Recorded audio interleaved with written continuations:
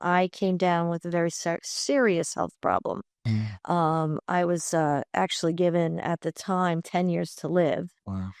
And the girls, my daughters were young. And part of this whole journey was to show them what I could do. You know, I didn't go back to bed, pull the sheets over my head and wait. I said, let me show them how to create something, how to be strong, even upon, if you're given news like that or bad news or whatever it is. So I wanted them to be confident women and make good choices. So I was like, okay, this is, and they were with me the whole journey and they knew what was going on.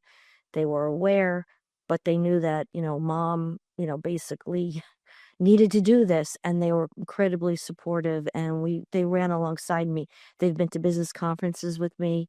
They've done all these things, and they know the people, that I've worked with, and I think that has really shaped them as young women. Mm. Wow. I mean, and how long ago was that you were given the 10 years? Um, 16. 16 years. So 6 years to find the odds already. Yep. That's incredible. What was it you were diagnosed with, Tina?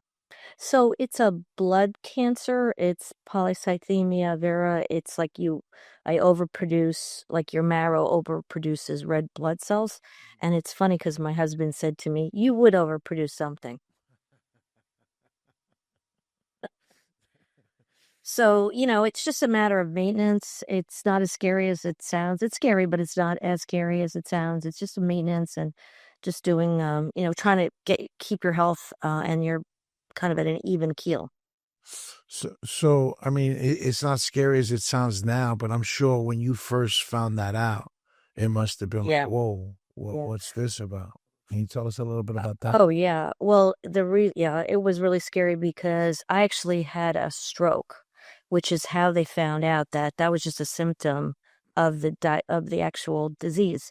Your blood gets really thick and it just wasn't flowing. So I ended up having kind of a stroke, stupidly after I lost my eyesight for a few seconds, and I was like, "What's this?" I thought maybe it's a eye issue, and then stupidly, when my eyesight came back, I drove myself to the hospital. But luckily, I got myself there, got oxygen, and I was able to get over that. But then they said to me, "Well, that was just a symptom of this other myeloproliferative disorder," they call them, and it's basically your bone marrow is, either overproducing, underproducing, whatever it was.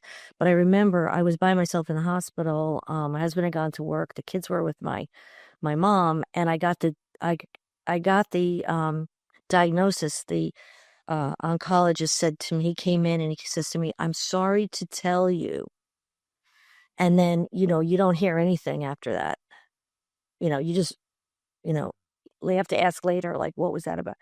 And I think it was just really bad information back then because now you look at it and it can be taken care of and maintained. But back then there was just like less information, and the internet, of course, is terrible. Yeah. So basically, once I got out of the hospital and I was really on my own. I had to be my own quarterback because I found out there wasn't anybody that knew that much about this. So being my own quarterback, I went to Sloan Kettering, got a second opinion, did all these things really with no medical quarterback. It was me researching. And again, there's a lot of really bad information. You have to be careful that you read into, too much, right? So, I've gone to symposiums in New York City with some of the big brains. Once a year, I'll usually go to one of their symposium and listen what's new, but I just always count myself incredibly blessed because I walked out of that hospital, Amen. you know, and I mean, it could have been a lot worse. So that's when I decided I can't do this. I can't go into my own head and start thinking about time being the enemy. I can do it. I said, I don't have an expiration date on me. I got to see whatever I can do to get my daughters to the point that they could, be confident on their own, make good decisions if I'm not there. because at the time, I think they were like 8 and 12. And I kept thinking to myself, 18, 22, 18, 22. How do you get them to be, strong? And the only thing I could do was to be there as much as I could for them. As an entrepreneur, I was able to, work, work, work. When they got off the bus, I would be there. I would be in the kitchen making dinner while they did their homework.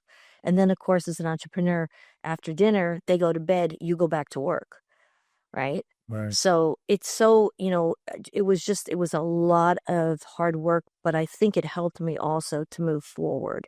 And I'm probably the least scared person about the future that I know.